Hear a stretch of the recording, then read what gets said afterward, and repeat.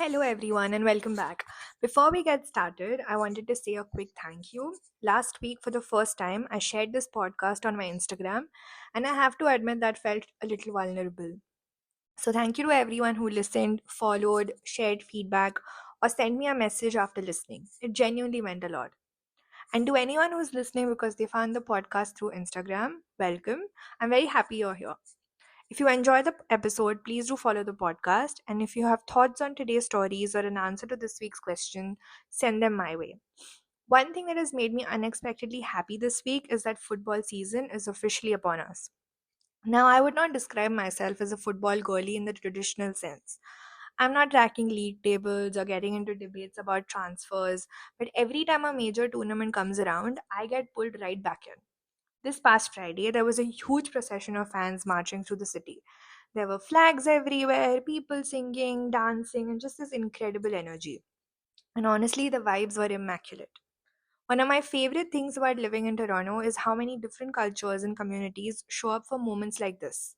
Suddenly, the entire city feels invested.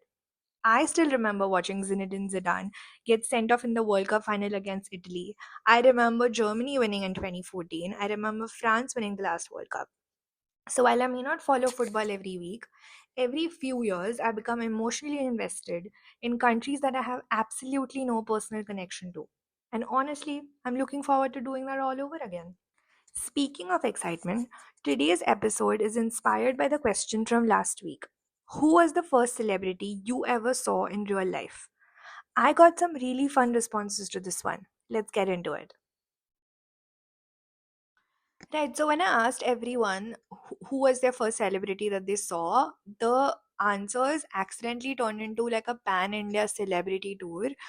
We have we have Bollywood stars, we have cricket, we have politics, we have regional cinema, which includes two regions, but I did not expect those answers. And I think honestly, right now, the only person I'm missing is someone who met Rajnikant or like Shah Rukh Khan, because I think that's probably those are the most top billing of them all, and we don't have those people yet listening to this podcast, maybe in the future. But let's start with probably sort of a regional cinema actress, and then we'll get on with higher billing with each name. What I've tried to do is structure it in such a way that we start with actors who are probably from regional cinema, so not everybody knows them, and then moving on to more famous names that people have seen. I think there would be some debate with regional cinema that, okay, this actor is really famous and probably you don't know it, and I think that's just sort of my opinion. And so that's the ordering I have there. I don't mean to offend any region or person when I do this. It's just sort of to make it more convenient and help with the storytelling of this podcast. The way I'm going to do it is I'm going to name the person and I'm going to try to give you all a few indicators of who they are. And then I'm going to tell you where this person was seen or when they were seen and what the emotion was behind that meeting. So the first one was Aishwarya Narkar. She is of Marathi television fame, of the movie Dhadak fame, of proving that this podcast caters to regional cinema enthusiasts as well fame. This was someone that my friend saw in the 12th grade. Like I said, because she's not very famous, my friend wasn't as excited to see her. But again, the question was, who is your first celebrity sighting? And this was hers. And so I had to Google who she was. But then, as soon as I saw her, I knew that she was famous in the Marathi film and television industry. And so I'm happy that someone saw her somewhere and thought she was worth mentioning for this podcast. The second one is a known name, but probably not as what can I say, successful. So the second one is Sohail Khan of Maine Dil Tujhko Diya fame, of Just Chill Chill fame, of being the youngest of three Khan brothers fame. And I bet you didn't know that. I don't think all of y'all know that he's the youngest of the three Khans. But Sohail Khan is my sister's first celebrity sighting. She saw him on a flight back from Dubai to Mumbai. She was an unaccompanied minor, and funnily enough, I think with my sister, she saw him on that flight. And then a few years later, when my family and I were on our way to Phuket for a vacation, she saw Arbaz Khan in the lounge. And so the only Khan brother that she has not seen is the most famous of them all, which is Salman Khan. And I'm a little sad for her that she's seen these two and not the third one. And I hope that sometime in the future, maybe she sees Salman Khan. I don't know if she would really wants to, but if I feel like she should complete that trifecta. Then the third one was Sachin Khedekar of Marathi cinema fame, of Astitva fame, of making me discover at a completely random family lunch that he is related to my grandmother fame. So this is also a funny story. When the year my grandmother passed, we had done like a nice lunch for her, because we knew she was ill, and we knew that we wanted to have everyone come together and meet her. And so this was a lunch that we had done in Nashik for my grandmother. And we also found out, I think right before that lunch or something, as cousins, that we were related to Sachin Khedekar from my grandmother's side of the family. And so he was there at the lunch. Now I was also 11 years old, so I don't have a lot of a context around this lunch or like why he was there. But this was my cousin's first celebrity sighting, and so she shared this with me. And this was really funny as a story, that for all of us it was just a surprise that we were related to a Marathi film star. The fourth person came from another friend of mine. So the fourth one was Rishi Kapoor of Bobby fame, of Amar Akbar Anthony fame, of being one of Bollywood's most enduring romantic heroes fame. And she saw him on a movie set. So the movie that was being shot was Kuch Khatti Kuch Meethi, and a family member basically rallied all the cousins together and said, let's go on a film shoot and let's see these people. And I think they also mentioned that Kajol would be on set. And so my friend with her cousins was excited, and she went, and Kajol had already left. So she ended up seeing Rishi Kapoor, and then she also had the bonus of seeing Rati Agnihotri, who I don't know if I'll know her very much, but she was in that famous song Hum Bane Tum Bane Ek Duje Ke Liye. So the song's pretty famous. So she was in that song.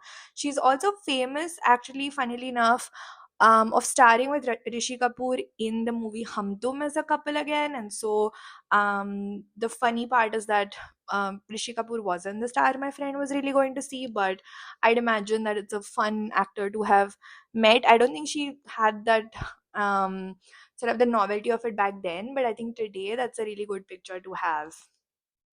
The next one is a little more on the famous scale, I'd say now, because we are again going back to a different region of the country. And the next star is Chiranjeevi of Telugu cinema megastar fame, of Shankar Dada MBBS fame, of making me realize how little I know about Telugu cinema fame. So this was a sighting at Tirupati temple. A friend of mine told me that she saw him there when he had come to get blessings because he was starting a political party in India. And so I feel like if she were Telugu, she would have been like way more excited about this than she is today. But again, big star, so I'm excited that she got to see him at a temple, of all the places. The next one, I feel like she should have been very much in the end, but just given the way the country works, I've placed her second last. So the next one's Indira Gandhi. She is known for being India's first and only female prime minister, of becoming only the second woman in the world to lead a democratically elected government fame, of overseeing India's first successful nuclear test in 1974 fame, of remaining one of the most debated and consequential figures in Indian history fame. And so this was a sighting in the 80s, early 80s. My mother saw Indira Gandhi at an election rally in Mumbai. And so my mom, I asked her what really happened. And so basically, they actually went to see Indira Gandhi. I feel like a lot of the stories I've heard about Indira Gandhi start off this way, where a lot of people were excited about seeing her. So they used to actually gather in public spaces to go and get a visual. And so my mom did the same thing with her family, and so she went to the selection rally.